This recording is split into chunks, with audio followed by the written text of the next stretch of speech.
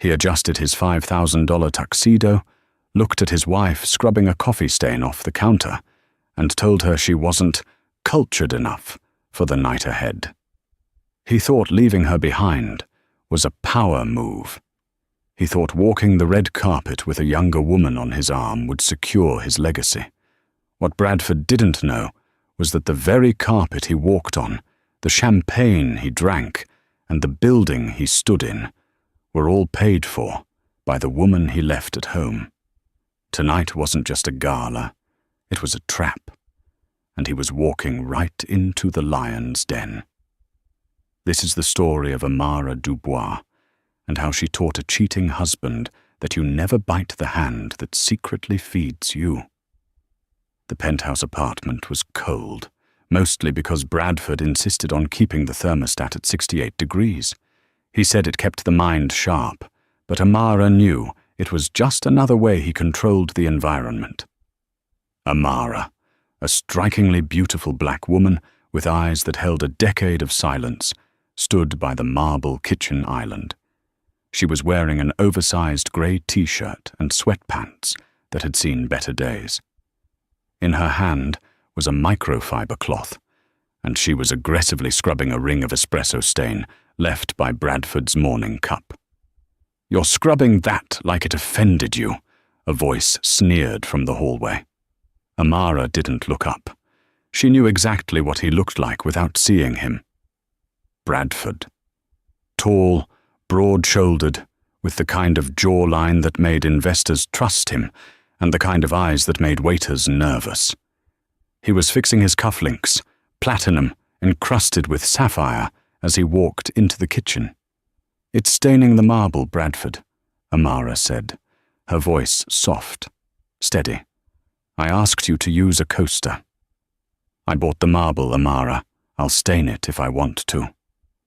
He laughed, a dry, humorless sound. He walked over to the reflective surface of the fridge to check his reflection. He looked perfect. He always did. The golden boy of the venture capital world, or at least that's what Forbes called him 3 years ago. Lately the gold had been flaking off, revealing the desperate rust underneath. "You look nice," Amara said, finally looking up. "The midnight gala." Bradford stiffened. He turned slowly, eyes narrowing. "It's the Obsidian and Diamond Gala, Amara, and yes, it's the biggest networking event of the decade, the literal key to saving the firm." "I could go," she offered. She didn't beg, she simply stated it. "I have that emerald dress." Bradford actually laughed. He walked over to her, his polished shoes clicking on the floor, and reached out to tuck a stray curl behind her ear. It was a gesture that looked affectionate, but felt condescending. "Oh, sweetie," he cooed. "Look at you. You're domestic. You're great at this. Keeping the house, making sure my socks are sorted. But the gala, this is high stakes. It's sharks and vipers.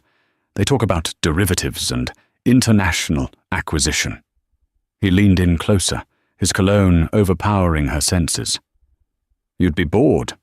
And frankly, Amara, you'd be out of place. These people come from old money. They have a certain pedigree. You know how hard it is for you to make small talk with my associates."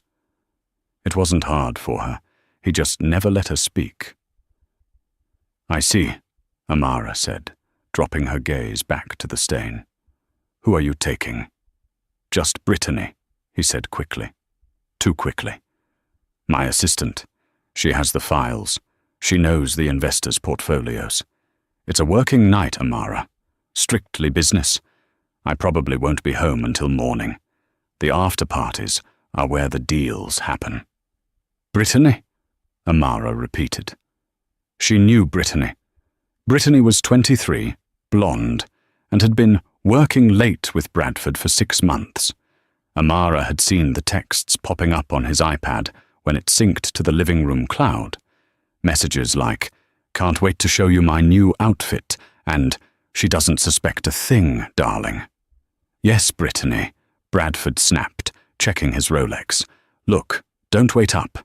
And maybe do something with your hair. You're starting to look like your mother." That was the low blow he always saved for the exit. Amara's mother had been a housekeeper, a proud, hard-working woman who broke her back so Amara could get scholarships. But to Bradford, she was just the help. He grabbed his keys off the counter. "I'm leaving. Don't call me. I need to focus." The heavy oak door slammed shut, echoing through the penthouse. Amara stood in silence for exactly 10 seconds. Then, the posture of the defeated housewife vanished. She straightened her spine, her shoulders rolling back. The soft, submissive look in her eyes hardened into steel. She picked up her phone. Not the one Bradford paid the bill for, but a burner phone she kept hidden in the flour jar. She dialed a number. "Mr. Henderson?" she said. Her voice was no longer soft. It was commanding, royal. "Mrs. Dubois," the voice on the other end answered immediately. "We are ready for you." "Is he en route?" "Yes, ma'am. He just entered the elevator. He's heading to the garage." "Good," Amara said, walking toward the master bedroom. She pulled the blinds shut. "Activate the security protocols at the venue. And Henderson?" "Yes, ma'am. Make sure the mystery donor seat is prepared. I'll be there in 40 minutes. Amara hung up. She walked into the walk-in closet, bypassing the section of modest clothes Bradford approved of. She reached to the back, behind a false panel in the wall, and pushed. It clicked open. Inside hung a gown that cost more than Bradford's car. Beside it, a jewelry case sat waiting. "Strictly business," Amara whispered to the empty room, a small, dangerous smile playing on her lips. "I agree, Bradford. Tonight is strictly business." The Fairmont Grand Hotel was glowing. Searchlights swept the night sky, and a red carpet the length of a city block was lined with paparazzi, screaming fans, and security guards the size of linebackers. A sleek, rented black limousine pulled up to the curb. The valet opened the door, and Bradford stepped out. He buttoned his jacket, flashing a practiced smile at the cameras. He reached a hand back inside and helped Brittany out. Brittany was stunning, in a flashy way. She wore a dress that was cut too low and slit too high, a shimmering silver thing that screamed, "Look at me." She clung to Bradford's arm, giggling. "Oh my God, Brad," she whispered, her eyes wide. "This is insane. Is that the senator?" "Keep your voice down," Bradford hissed through his smiling teeth, waving at a photographer. "Act like you belong here, and don't call me Brad. It's Bradford." "Sorry, baby," she pouted, running a hand down his bicep. I can't believe we're here. Do you think we'll see the mystery donor? Everyone is tweeting about it. They say someone donated $5 million to the foundation just to fund this party. $5 million is chump change to the people I'm meeting tonight, Bradford lied. In reality, his firm was 3 weeks away from bankruptcy. He needed a whale. He needed a miracle. "Come on." They approached the first security checkpoint. A large man with an earpiece held a clipboard. "Name?" The guard grunted, not looking up. "Bradford Sterling," he said confidently. "And guest?" The guard ran his finger down the list. He frowned. He flipped the page. He ran his finger down again. "Sterling. Sterling," the guard muttered. "I don't see a Sterling on the VIP list, sir." Bradford's smile faltered. He felt a bead of sweat prickle his hairline. "Check again. I'm the CEO of Sterling Ventures. I received the invitation 2 months ago." "I have a general admission for a Bradford Sterling," the guard said, pointing to a much shorter line off to the side, away from the red carpet and the cameras. "That entrance is around the corner, the service entrance." "Service entrance?" Bradford's voice pitched up. Brittany looked embarrassed, shrinking back slightly. Do you know who I am? I am a premium tier donor. I demand to speak to the organizer. Sir, please lower your voice or I will have you removed, the guard said, his face impassive. VIP is for gold tier and above. You are listed as bronze. People were staring. A camera flashed, capturing Bradford's flushed, angry face.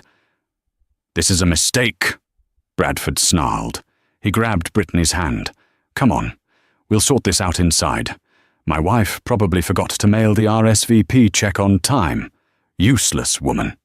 He dragged Brittany toward the humiliating side entrance. They had to walk past dumpsters and kitchen staff, smoking cigarettes to get in. Brad, this smells like fish, Brittany complained, holding her nose. Shut up, Brittany, Bradford snapped. They finally emerged into the main ballroom, and the humiliation of the entrance faded slightly. The room was breathtaking. Crystal chandeliers the size of cars hung from the ceiling. The floor was black obsidian, and the tables were draped in white silk. It smelled of expensive perfume and old money. Bradford scanned the room, his predator eyes looking for a target. Okay, he said, smoothing his jacket. Plan A. We find Mr. Thompson. He's the head of the Global Banking Consortium. If I can get 5 minutes with him, I can close the deal. There he is, Brittany pointed. Mr. Thompson, a silver-haired man in a tuxedo that probably cost more than Bradford's house, was standing near the center of the room. But he wasn't alone. He was surrounded by a tight circle of the city's elite. Politicians, oil tycoons, tech giants. They were all facing one direction, looking toward the top of the grand staircase that led down to the ballroom. A hush was falling over the room. The music lowered. What's going on? Bradford asked, craning his neck. I think the host is arriving, Brittany whispered. Or maybe the mystery donor. The giant double doors at the top of the staircase swung open slowly. The light hit the figure standing there, creating a silhouette that looked almost godlike. It was a woman. She was wearing a gown of deep, midnight blue velvet that seemed to absorb the light, hugging a figure that was powerful and feminine. Around her neck sat a diamond necklace so large, so brilliant, that it sent sparkles dancing across the faces of the people below. Her hair was no longer the frizzy bun Bradford had mocked that morning. It was blown out in luxurious, voluminous waves that cascaded down her back. Her skin glowed with gold shimmer oil. She began to descend the stairs. She didn't walk, she glided. Every head in the room turned. The waiters stopped serving. The musicians paused. Bradford squinted. The woman looked familiar. The walk, the shape of her face. Wow, Brittany breathed. Who is that? As the woman reached the bottom of the stairs, the crowd parted for her like the Red Sea. Mr. Thompson, the man Bradford was desperate to meet, bowed his head slightly as she passed. The woman turned, her profile illuminated by the spotlight. Bradford dropped his champagne flute. It shattered on the floor, glass exploding over his polished shoes. No, he whispered, the blood draining from his face. That's impossible. It was Amara. But it wasn't the Amara who scrubbed his counters. This was an Amara who owned the world. She paused, scanning the crowd, her eyes locked onto his. She didn't smile. She didn't wave. She just looked at him with a cold, terrifying recognition. Then she turned her back on him and walked toward the head table, the table reserved for the chairwoman of the board. Brad? Brittany asked, shaking his arm. Brad, you're shaking. Do you know her? That's my wife, Bradford croaked, his voice sounding like he was being strangled. Your wife? Brittany laughed nervously. The domestic one? The one who clips coupons? Brad, that woman is wearing a necklace worth $3 million. That's not your wife. I have to stop her, Bradford stammered, panic rising in his throat like bile. She must have stolen it. She must have snuck in. She's going to ruin me." He started pushing through the crowd, ignoring the glares of the people he shoved. He had to get to her before she opened her mouth. He had to put her back in her place. Bradford Sterling was a man who prided himself on control, but as he shoved past a waiter carrying a tray of caviar, knocking it to the floor, he looked like a man unraveling. He didn't care about the gasps. He didn't care about the sticky fish eggs on his tuxedo trousers. He only cared about the woman in the blue velvet dress who was currently shaking hands with the mayor. "Amara!" he hissed, finally reaching her.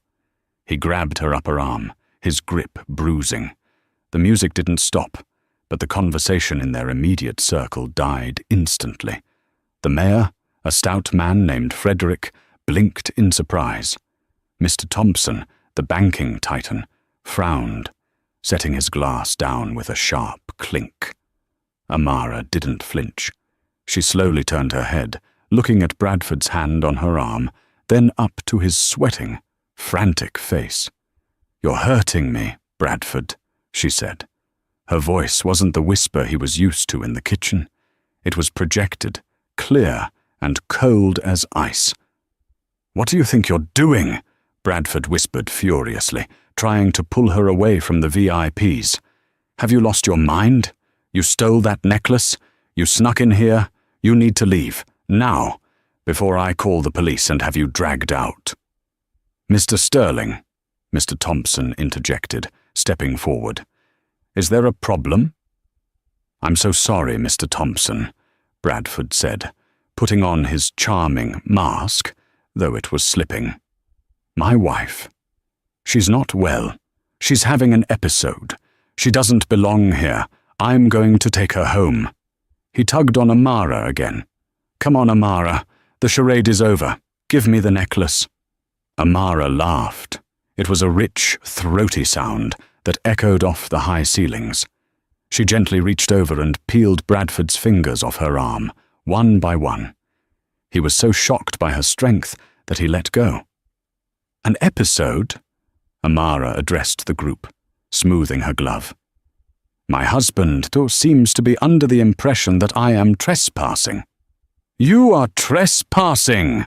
Bradford snapped, losing his temper. "Look at you. You're a housewife, Amara. You scrub floors. You don't fund galas. You don't wear $3 million sapphires unless you stole them from a vault." He turned to the security guard standing nearby, a massive man named Tyson. "You, officer, arrest this woman. She's wearing stolen property. I am Bradford Sterling, CEO of Sterling Ventures, and I am pressing charges." Tyson didn't move. He didn't look at Bradford. He looked at Amara. "Mrs. Dubois," Tyson said, his voice deep and respectful. "Shall I remove the disturbance?" Bradford froze. "Mrs. What?" "Her name is Mrs. Sterling." Amara took a step forward, towering over Bradford in her heels. "Actually, Bradford," she said, raising her voice so the surrounding tables could hear, "my name is Amara Dubois. Sterling is the name I use when I'm cleaning your messes. Dubois is the name on the check that paid for this building." A ripple of shock went through the crowd. The name Dubois was legendary in the city, an old, reclusive family that held patents in sustainable energy and owned half the commercial real estate downtown. But no one had seen a Dubois in public for 20 years. "That's a lie," Bradford stammered, his face turning a sickly shade of grey. "Your mother was a maid. You grew up in a 2-bedroom apartment in Queens." "My mother," Amara said, her eyes flashing with dangerous fire, "was a woman who believed in humility. She taught me that wealth is loud, but power is silent. She raised me to know the value of $1 so that when I inherited the trust at 25, I wouldn't turn into someone like you." She turned to Mr. Thompson. "Frederick, Charles, I apologize for the interruption. My husband wasn't aware that the mystery donor he's been trying to impress all night is the woman he left at home with a sink full of dishes." Mr. Thompson's face split into a wide grin. He turned to Bradford. "You mean to tell me, Sterling, that you didn't know your wife is the chairwoman of the Dubois Holdings Group? The very group you've been begging for a loan for the last 6 months?" Bradford felt the room spinning. The investors, the loans, the desperate emails he had sent to the board of DHG. He had been emailing his wife. "Amara," Bradford whispered, reaching for her hand again, his tone suddenly shifting from aggression to desperate pleading. "Baby, wait. I didn't know. Why didn't you tell me? We're partners. We're a team." "A team?" Amara asked, arching an eyebrow. She looked over Bradford's shoulder. Brittany was standing a few feet away, looking like a deer in headlights, holding a half-empty glass of cheap champagne. "Is she part of the team, Bradford?" Amara pointed. The crowd turned to look at Brittany. The mistress shrank back, trying to hide behind a potted palm. That's just my assistant," Bradford lied, sweat dripping down his nose. "Strange," Amara said, pulling a remote clicker from her clutch. "Because I have the security footage from the elevator in our building, and the text logs from your phone, and the receipts from the hotel room you booked for her last weekend using my credit card." She pressed a button. The massive screen behind the stage, which was displaying the gala logo, flickered. "Don't," Bradford begged. "Amara, please. You wanted to be the center of attention, Bradford," Amara said softly. "Now you are." The screen didn't play a sex tape. That would have been tacky, and Amara Dubois was not tacky. Instead, it displayed a spreadsheet. It was projected 40 feet high. Sterling Ventures, fiscal year audit. Gasps filled the room. This was a room full of sharks, and they smelled blood in the water. The numbers were all in red. Massive debts, embezzled funds, loans taken out against assets that didn't exist. "You see," Amara said, walking a slow circle around her husband, "I didn't just inherit money, Bradford. I inherited a brain. When we got married, I thought you were ambitious. I didn't realize you were a fraud." She gestured to the screen. "You've been siphoning money from your clients to pay for your lifestyle. To pay for her." She gestured to Brittany. Brittany, realizing the ship was sinking, decided to try and swim. She stepped forward, her silver dress shimmering cheaply under the lights. "I didn't know," Brittany cried out, looking at the wealthy men around her, playing the victim. "He told me he was single, well, separated. He told me his wife was a leech who wouldn't sign the papers. He manipulated me." Bradford spun around. "Shut up, Brittany." "No, let her speak," Amara said, crossing her arms. "It's fascinating. Tell me, Brittany, did he tell you I was unrefined, that I wouldn't understand his world?" "Yes," Brittany sobbed, tears ruining her mascara. "He said you were just a placeholder. He promised we'd go to Paris next month." "Paris," Amara mused. "With what money? The company account is empty, Bradford. I froze the assets this morning." Bradford's knees buckled. You froze the accounts?" "Every single one," Amara confirmed. "The credit cards in your wallet? Declined. The company car waiting outside? Repossessed.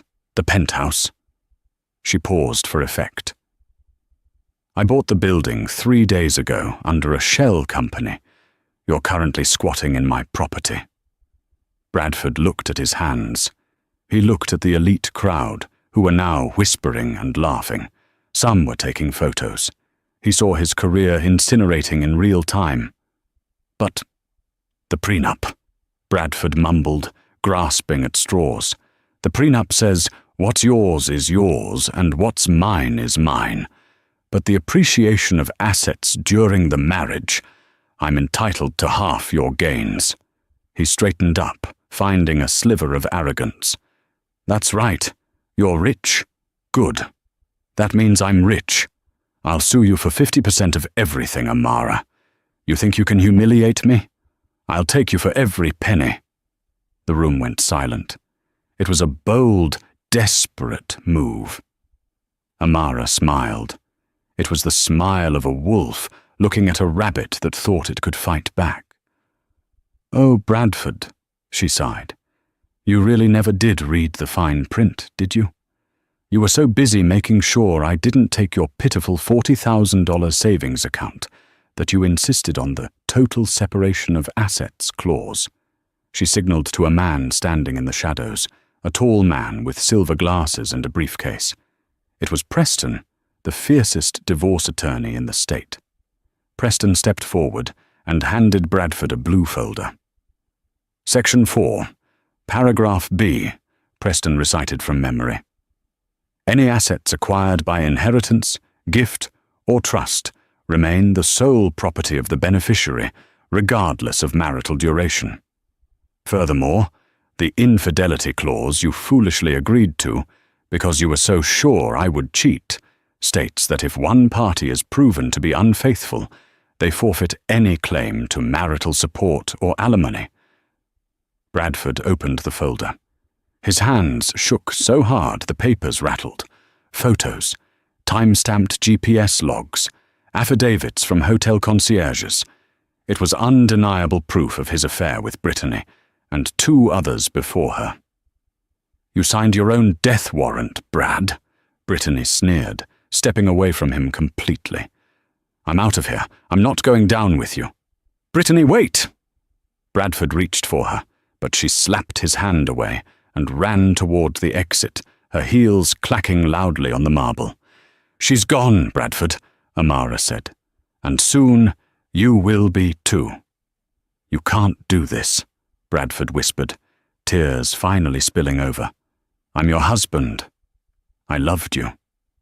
"You loved the maid," Amara corrected him. "You loved having someone to cook your meals and iron your shirts and make you feel big because you thought I was small. You didn't love me. You loved the control." She leaned in close, so only he could hear. "You wanted a trophy wife, Bradford? You got one. You just forgot that trophies are heavy, and if you drop them, they can crush your foot." The humiliation in the ballroom was complete, but Amara wasn't finished. She signaled to Tyson. "Escort Mr. Sterling to the green room," she ordered, "and bring Mr. Thompson, Mrs. Gwendolyn from the tech sector, and the rest of the venture board. We have an impromptu meeting." "Meeting?" Bradford asked, dazed, as Tyson gripped his elbow and marched him out of the ballroom and into a private conference room down the hall. The room was silent and soundproof. Amara sat at the head of the long mahogany table. Bradford was shoved into a chair at the opposite end. The city's most powerful investors filed in and took the seats between them. Bradford looked around. These were the people he had spent 5 years trying to court. These were the gold-tier humans he idolized, and they were all looking at Amara with deference. "Let's make this quick," Amara said, clasping her hands. "As you know, Sterling Ventures is insolvent. Bradford here has run it into the ground, chasing flash instead of substance." "It's a temporary liquidity issue," Bradford argued weakly. "It's theft," Mr. Thompson corrected him. "We've seen the books, son. You're done." "However," Amara continued, "the client list of Sterling Ventures is valuable. There are good companies there that will fail if the firm collapses. I am not willing to let innocent employees suffer because of my husband's incompetence." She slid a single piece of paper down the long table. It slid perfectly, stopping right in front of Bradford. "What is this?" he asked. "A buyout offer," Amara said. "Dubois Holdings will acquire Sterling Ventures for the price of $1. $1? Bradford stood up, outraged. "I built that company from scratch. It's worth millions." "It's worth -$4 million in debt," Gwendolyn pointed out, checking her tablet. "Actually, -4.2. If you sign," Amara said calmly. "I will absorb the debt. I will restructure the company. I will save the jobs of your 50 employees. And I will agree not to forward the evidence of your embezzlement to the district attorney." Bradford froze. The DA.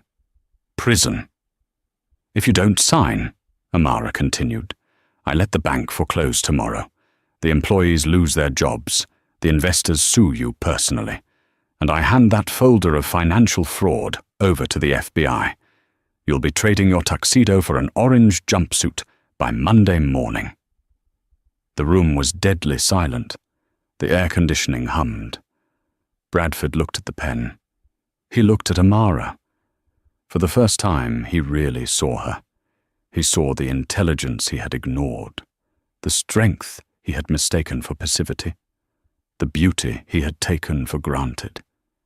He realized with a sickening thud in his stomach that he had been living with a queen and treating her like a servant. And now, the queen was taking his head. "I have conditions," Bradford tried, his voice trembling. "You have nothing," Amara said. "Sign the paper, Bradford, or go to jail." He picked up the pen. His hand shook. He signed his name, Bradford Sterling. "Good," Amara said, snatching the paper back. "Tyson, remove him." "Where am I supposed to go?" Bradford asked, standing up, stripped of his company, his money, and his dignity. "You own the apartment. You froze the accounts." "I took the liberty of packing a bag for you," Amara said. She pointed to a small, cheap duffel bag in the corner of the room. "It contains 3 changes of clothes and a bus ticket to your parents' house in Ohio." "Ohio?" Bradford gasped. "I haven't been back there in 10 years." "Then it's time for a reunion," Amara said coldly. "They're good people. Maybe they can teach you how to be a man, because you clearly didn't learn it here." "Amara," he whispered. "Get him out of my sight," she commanded. Tyson grabbed Bradford by the collar of his $5,000 tuxedo and dragged him toward the door. As the door opened, the sounds of the gala drifted in, laughter, music, the clinking of glasses. The world Bradford wanted so desperately to be part of was right there. But he was being thrown out into the cold alley. Amara didn't watch him leave. She turned back to the board members. "Now," she said, her voice shifting back to professional warmth, "let's discuss how we're going to clean up this mess and make Sterling Ventures profitable again. Frederick, I have some ideas about the renewable sector." The door clicked shut on Bradford Sterling, leaving him in the hallway, alone, with nothing but a duffel bag and a bus ticket. The bus ride to Ohio took 14 hours. For Bradford Sterling, it felt like 14 years. He sat in the back of the Greyhound, sandwiched between a man who smelled of stale tobacco and a woman traveling with a cat that wouldn't stop meowing. He wore a hoodie Amara had bought him 5 years ago, one he used to wear only to the gym. Now, it was one of the few items he owned.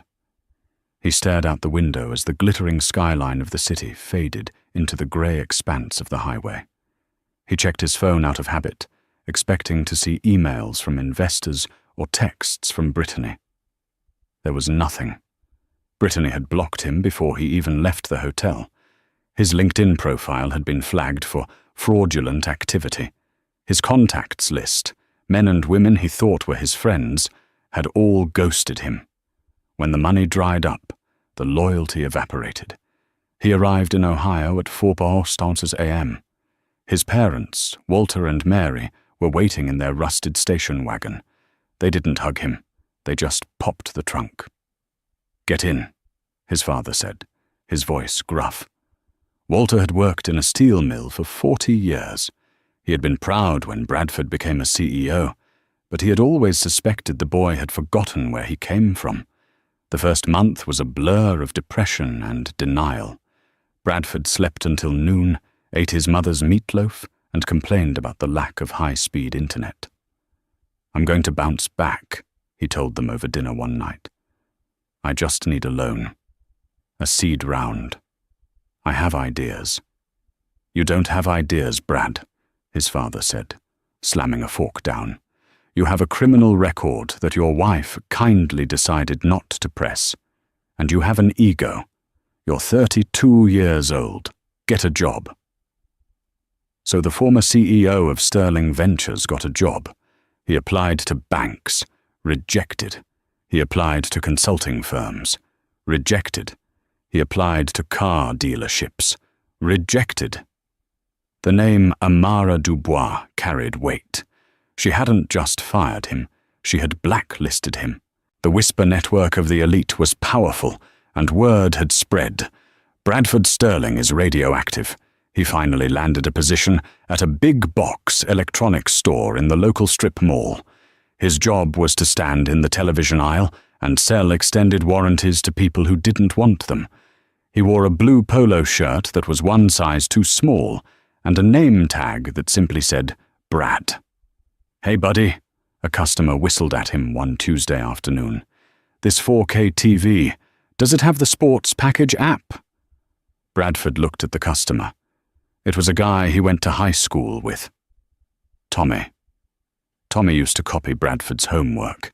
Now Tommy owned a landscaping business and drove a new truck. "Yes," Bradford said, looking at his shoes, praying he wouldn't be recognized. "It has the apps." "Wait a second." Tommy squinted. Bradford Sterling? No way. I saw you on Facebook. Didn't you marry some rich chick in the city? What are you doing here?" "I'm in between projects," Bradford lied, his face burning. "Just helping out a friend who manages the store. Consultative sales, you know." Tommy laughed, clapping him on the shoulder. "Right. Consultative sales. Well, hey, ring this up for me, and be careful with the box. It's fragile." That night, Bradford sat on the edge of his twin bed in his childhood room. He opened his phone and Googled her. Amara Dubois. The search results were blinding. Amara Dubois named Businesswoman of the Year. Sterling Ventures, now Dubois Eco, posts record profits. Gala of the Century, how Amara Dubois saved the Arts Foundation. He clicked on a video interview. There she was. She looked radiant. She was wearing a white power suit, sitting across from a famous news anchor. She spoke with confidence and grace. She was laughing. "So, Ms. Dubois," the interviewer asked, "you took over a failing firm and turned it around in 6 months. What was the secret?" Amara smiled at the camera. "I cut the dead weight," she said. "I removed the ego from the equation and focused on the work. Sometimes you have to let go of what looks good to find what is actually real." Bradford shut the laptop. He stared at his reflection in the dark screen. He looked tired. He looked old.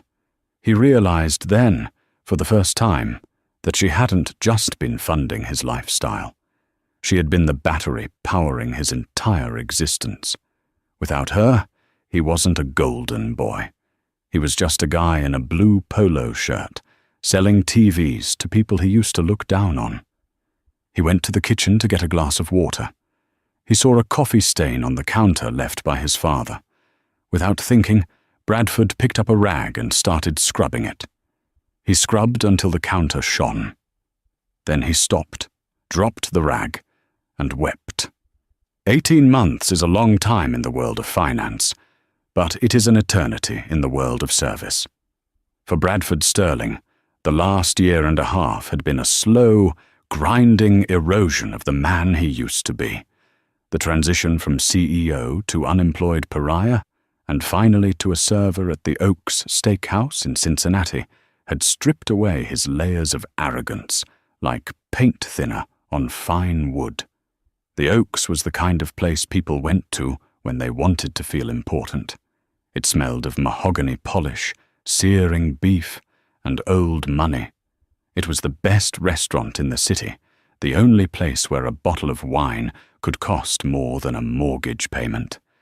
In his former life, Bradford would have been the man snapping his fingers for a refill. Now, He was the man in the stiff white collar and the clip-on bow tie, invisible until something went wrong.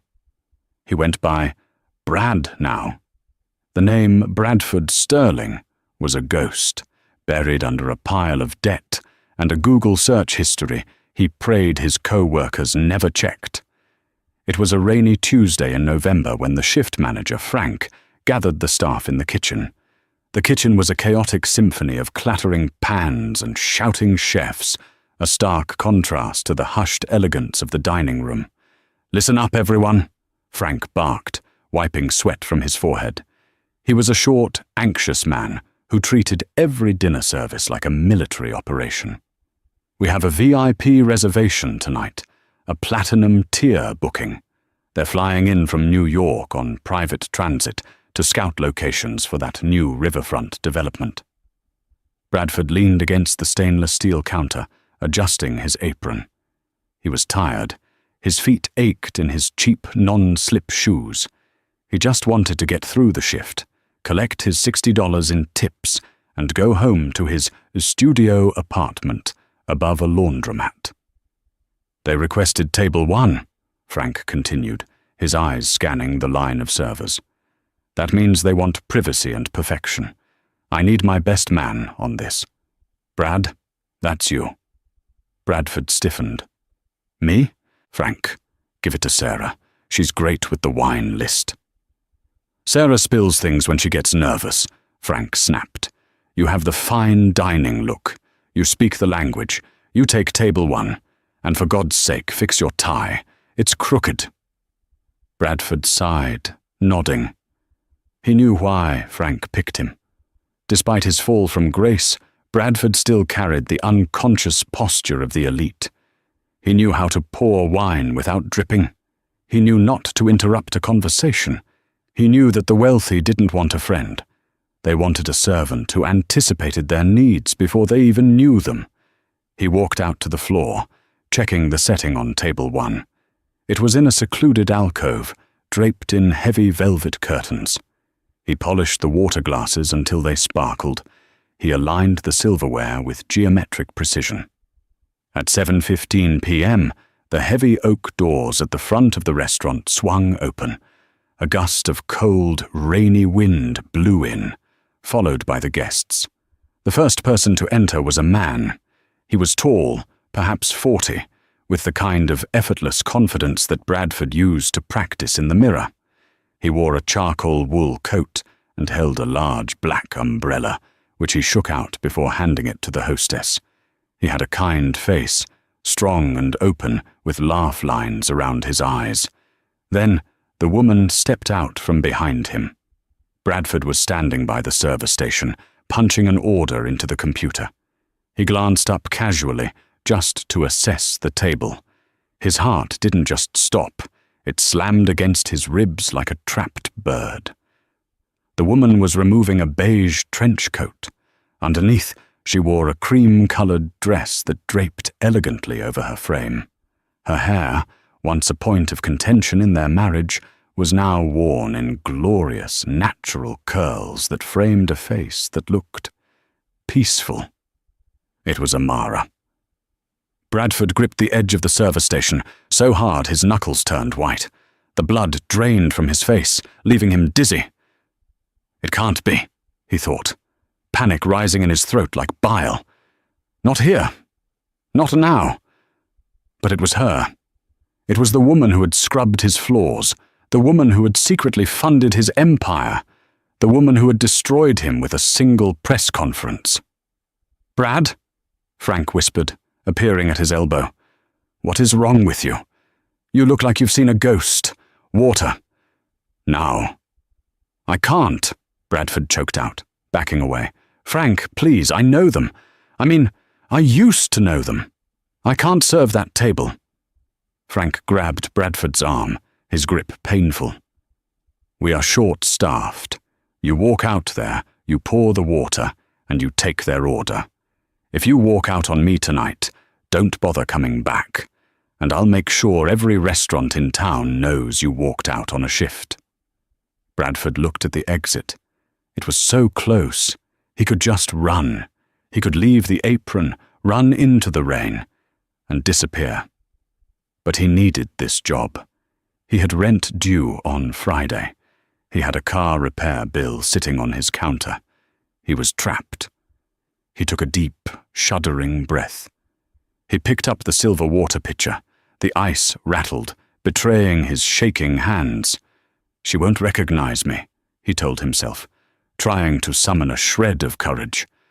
"I've lost weight. I have a beard. I'm just a waiter." He walked toward table 1. The floor felt like quicksand. Every step was a battle. Amara and the man, Desmond, were seated. Desmond was leaning across the table, holding Amara's hand.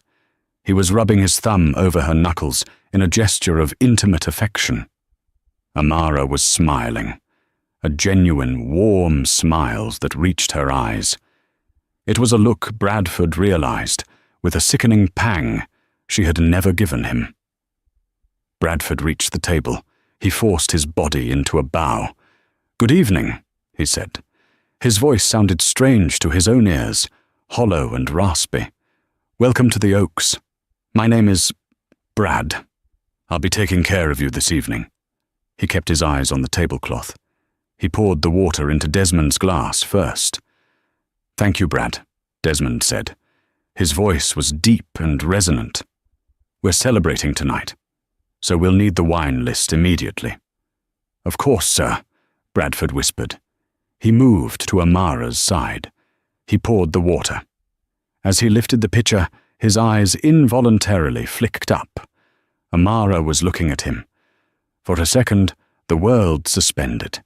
The ambient noise of the restaurant, the clinking silverware, the jazz music, the low murmur of conversation, vanished. It was just the two of them. Amara's eyes widened slightly, just a fraction. A flicker of recognition passed through her gaze, sharp and sudden. Bradford braced himself. He waited for the anger. He waited for her to stand up and point a finger. He waited for her to tell Desmond, "This is him. This is the leech. This is the fraud." He waited for the security guards to come and drag him out, just like they had dragged him out of the gala. He felt the sweat trickling down his back. "Please," he begged silently, "please don't destroy me again. I have nothing left to take." But the explosion never came. Amara's expression smoothed out instantly. The flash of recognition was replaced by a cool, polite mask. She looked at him, not with hatred, but with a profound, terrifying indifference. "Thank you," she said softly. She turned her head away from him, back to Desmond. "You were saying about the architect, darling?" She didn't know him. Or rather, she had decided he wasn't worth knowing. Bradford stumbled back to the kitchen, his legs shaking so badly he had to lean against the wall next to the dishwasher. "Order in," the chef yelled. "Not yet," Bradford gasped. "Give me a minute." He had to go back. He had to stand there for 2 hours and serve the woman he had betrayed, while she was courted by a man who was everything Bradford pretended to be. The dinner service was a slow form of torture. Bradford brought the appetizers, oysters, Rockefeller. "These look delicious," Desmond said. "Amara loves seafood." "No, she doesn't," Bradford thought. "She hates the texture." "I've actually developed a taste for them recently," Amara said, picking up her fork. "Desmond introduced me to so many new things in Paris." Paris. The trip Bradford had promised Brittany. The trip he had never taken Amara on because he claimed it was too expensive, while he was buying $5,000 watches. Bradford poured the wine. It was a vintage Cabernet, $300 a bottle. He watched Desmond swirl the glass and taste it. "Excellent," Desmond nodded. He looked up at Bradford. "You have good timing with the pour, Brad. Most servers rush it." "Thank you, sir," Bradford said. "So, Brad," Desmond asked, feeling conversational. "You from Cincinnati?" "Yes, sir," Bradford lied. "Born and raised." Great city, Desmond said. My fiancé and I are moving here. Expanding her company? Dubois Echo. Have you heard of it? Bradford felt like he had been punched in the gut. Yes, sir. Everyone knows the Dubois name. This is the woman behind it, Desmond said proudly, gesturing to Amara. She's the brilliance of the operation. I'm just the guy who handles the logistics. Amara laughed, touching Desmond's arm. Stop it. You're the reason we secured the European contracts. They forgot he was there. He was just a prop in their scene. Bradford stood in the shadows of the alcove, refilling their glasses, clearing their crumbs. He listened to them talk about their life, a life of partnership, a life of mutual respect, a life where they built things together instead of tearing each other down. He looked at Desmond. The man wasn't wearing a flashy watch. His suit was tailored but understated. He treated the busboy with the same respect he treated Amara. He was secure. Bradford looked at his own reflection in the window glass. The cheap tie, the tired eyes, the bitterness etched into the lines around his mouth. He realized, with a clarity that cut deeper than any knife, that Amara hadn't just left him. She had outgrown him. She had ascended to a level of existence he had never even understood, let alone occupied. He thought he was the prize. He was the anchor she had finally cut loose. The meal ended. Bradford brought the dessert menu. No dessert, Amara said. Just the check, please. Coming right up, Bradford said. He walked to the computer. He printed the bill. His hand hovered over the leather folder. This was it. The final interaction. He walked back to the table. He placed the folder down.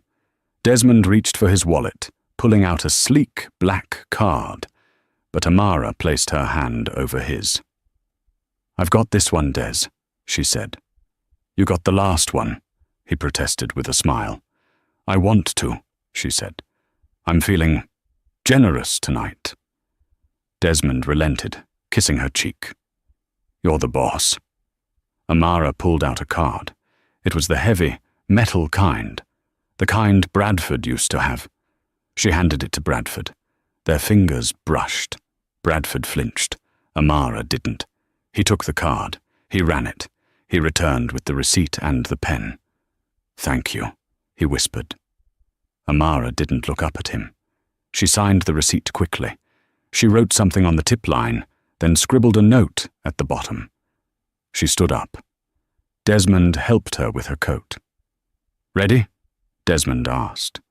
Ready, Amara said. They walked toward the door. As they passed Bradford, Amara paused.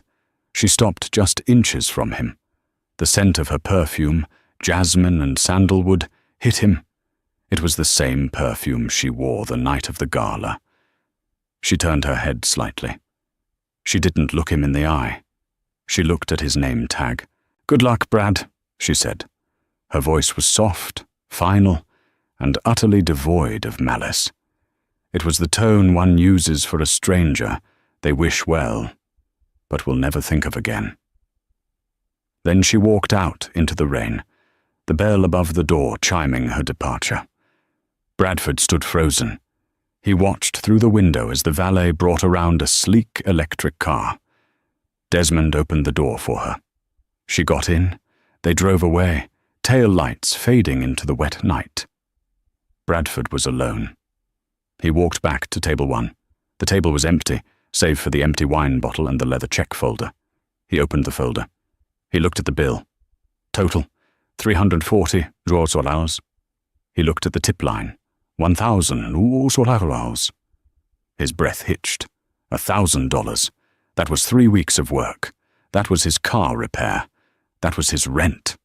His eyes drifted down to the bottom of the receipt, where her elegant, flowing cursive was written in blue ink for the marble counter.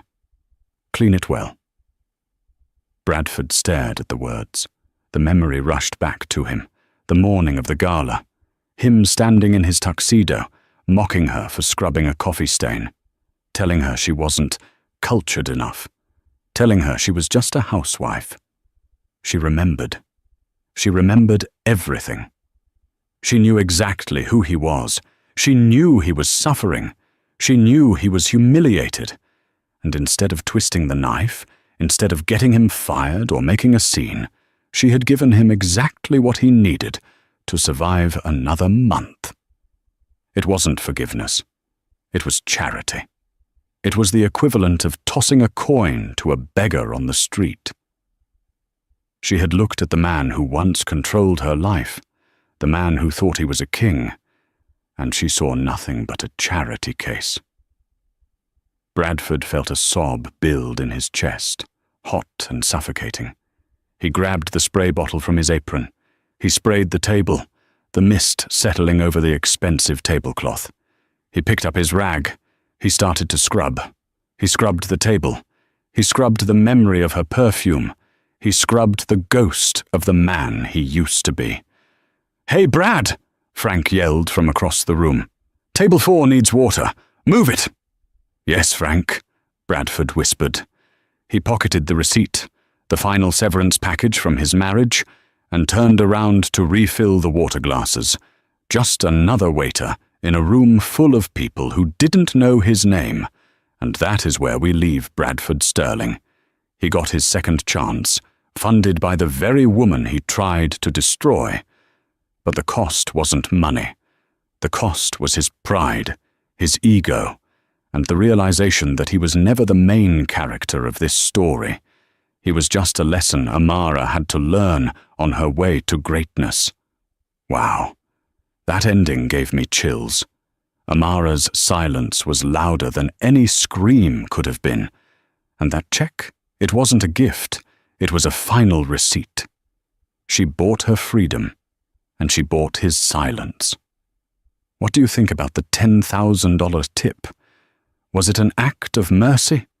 Or was it the ultimate insult to show him how little he mattered? I want to hear your theories in the comments below. If this story kept you hooked, please like the video. It helps us tell more stories like this.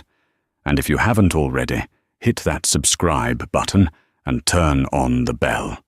You don't want to miss our next story about a cheating husband who realizes too late that his wife was the boss of his boss. Thanks for watching, stay humble, and I'll see you in the next video.